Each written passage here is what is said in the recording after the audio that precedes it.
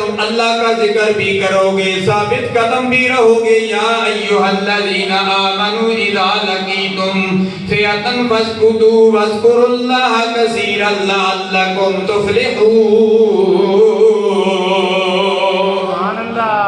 سورہ انفال میں ربی ذوالجلال فرماتا ہے اے ایمان والو، جب باطل کے سامنے تم ڈٹ جاؤ گے، ثابت قدم رہو گے، اللہ کو بھی یاد کرو گے، اللہ کا ذکر بھی کرو گے،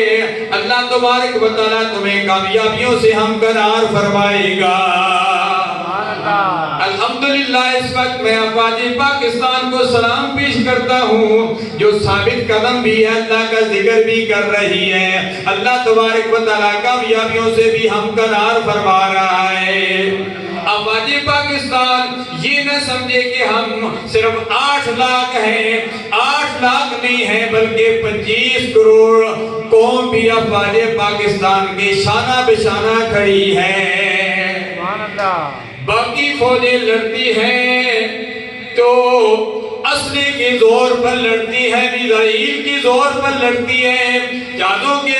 راکٹ کے زور پر لڑتی ہے۔ الحمدللہ ہماری افواج پاکستان کی جو فوج ہے، پاکستان کی قوم ہے، وہ اسلام کے زور پر، ایمان کے زور پر، ایمان کی طاقت سے لڑ رہی ہے، اور جو ایمان کی طاقت سے لڑتا ہے اللہ تبارک و تعالیٰ اس کو فتح و نصرت سے نواز دیتا ہے۔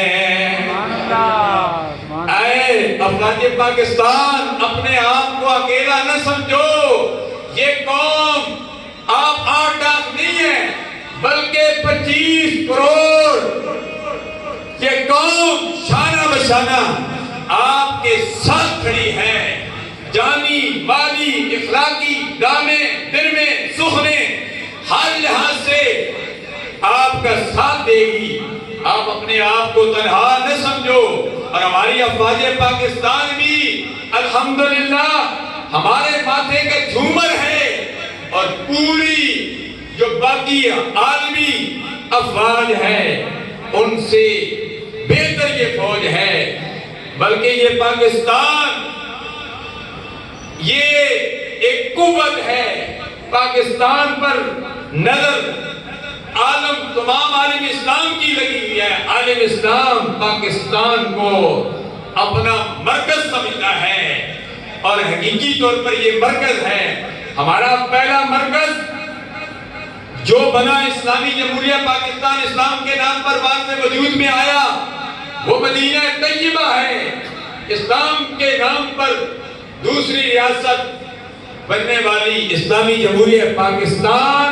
ہے، جو اسلام کے نام پر مارد وجود میں آیا۔ مجھے اچھی طرح یاد ہے کہ امام شاہ نورانی علیہ رحمت جب بوسنیا کو ختم کیا جا رہا تھا، بوسنیا پر جلغار تھی، اس وقت تمام تنظیمات کا اجلاس ہوا۔ امام شاہ نورانی علیہ رحمت اور ایک اور صاحب پاکستان سے 2 عظیم شخصیات گئی، تو وہاں بوسنیا کے صدر عزت بیگوچ سے پوچھا گیا کہ تمہیں کس چیز کی ضرورت ہے، ہمیں بتاؤ ہم آپ کی کیسے مدد کریں۔ عزت بیگوچ میں 2 ٹوک لفظوں میں کہا، اس نے کہا افسوس کہ میرا پڑوسی پاکستان نہیں ہے، اگر پاکستان میرا پڑوسی ہوتا تو مجھے کسی کی مدد کی ضرورت نہیں پڑتی۔ معلوم یہ ہوا پاکستان پر بوسنیا، چیچنیا، لبنان، عراق، ایران، تمام جو اسلامی 57 ممالک ہیں ان کی نظر پاکستان پر ہے، بلکہ ایک سیاسی جس کا نام ہے فہمی حمیدی، جو مصر کا رہنے والا ہے، وہ اپنا کالم میں لکھتا ہے عظیم دانشور ہے۔ ہمارے پاکستان میں بھی دانشور ناصر مغل سمیت، شہزاد امن بھٹی سمیت، اقبال ترکاش سمیت ایک دانشور نہیں کئی دانشور ہیں، لیکن وہ دانشور جو مصر کا تھا وہ اخبار میں جب کالم لکھتا ہے کالم میں یہ چیز لکھتا ہے، اسرائیل کو یہ باور کراتا ہے، اے اسرائیل، جب پاکستان نے ایٹمی دھماکہ کیا اس کو اس پر فخر ہوا،